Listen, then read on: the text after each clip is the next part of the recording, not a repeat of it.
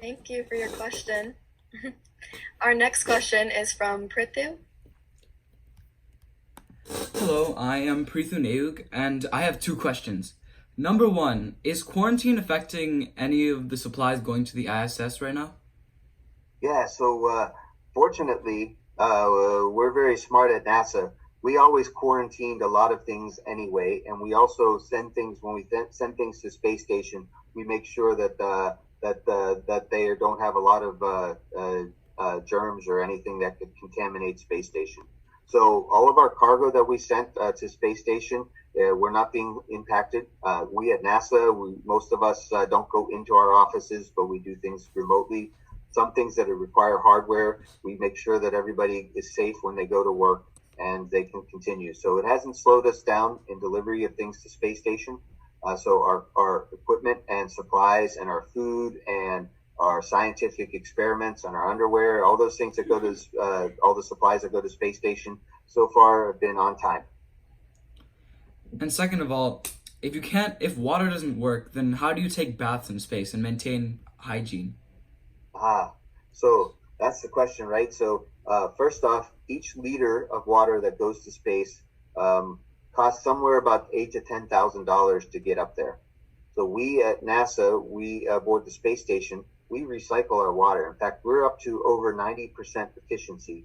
So 90% of the water that we send up to space station, we can recycle it over and over, and so we lose very little water.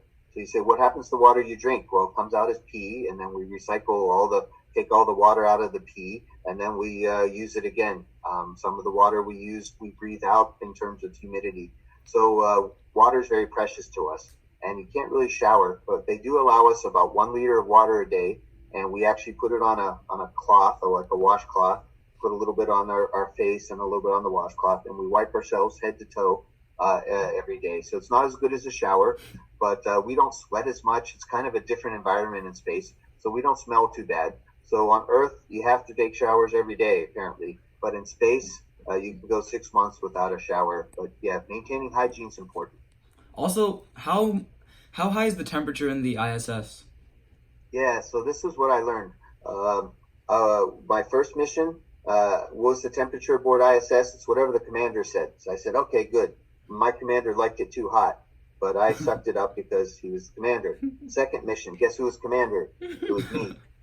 But my crewmate said I liked it too cold. So guess what? We made it hot so that my crewmates were happy because that's what we do, right? So yeah, it's all good aboard space station, and being flexible and being able to work with your crewmates. And sometimes you have to give in, even though you're the boss.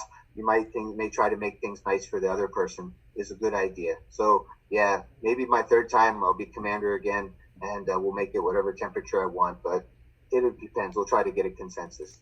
Thank you. Nice to meet you. Nice to meet you too. Thank you,